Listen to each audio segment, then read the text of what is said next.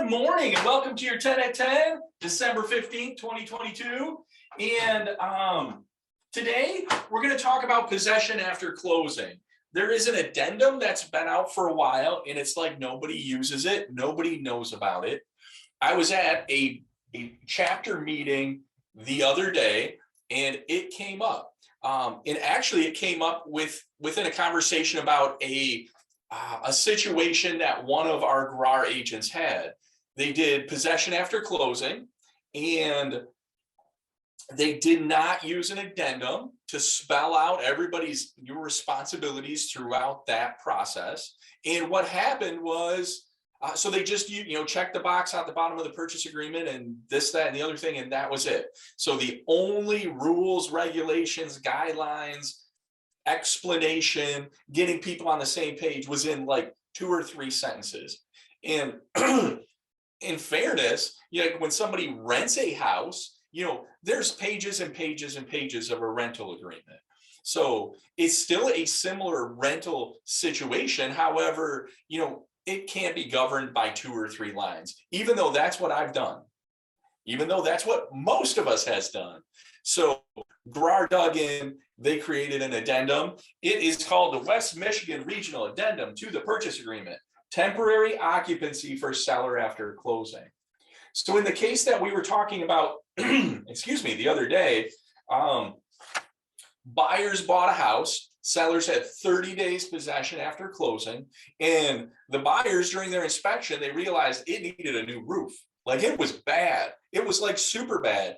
And the snow was coming, so it had to get done right away. Well, the sellers were like, hey, I have the right to peaceful enjoyment of the property. We're tenants here.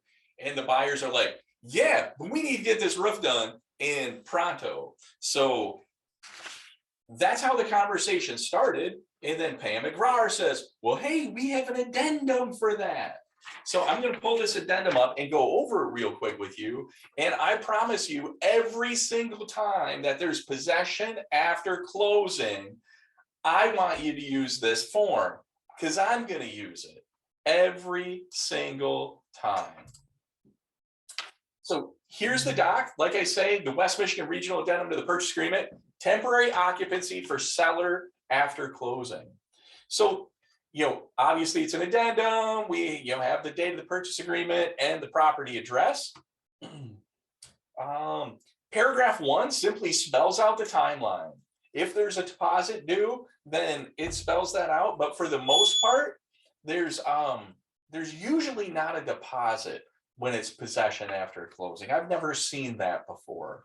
It's definitely possible, and if it is, there's a spot for it, but paragraph 2 explains out who's responsible for the utilities and who's responsible. It says specifically the buyer will maintain the structure and mechanical systems at the property.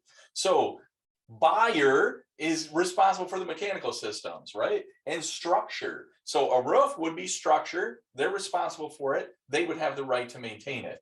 I would also probably interpret that as your furnace, AC unit, water heater, the mechanical systems, right? And it also says that the seller is responsible for repairing any damage to the property caused by them or their guests. And it also goes on to reiterate the purchase agreement. And it says the property must be left in a broom clean condition. Paragraph 3 says that the seller can't make any modifications to the property.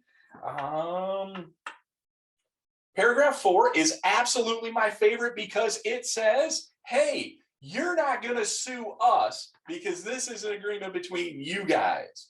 And it relieves all of the liability from all licensees in this transaction, the realtors, the brokerages, everybody. And that's an important thing. Paragraph 5 talks about insurance and how if there is a fire, the seller is responsible for insuring their own possessions. So they should get renter's insurance. And I don't know that happens a lot.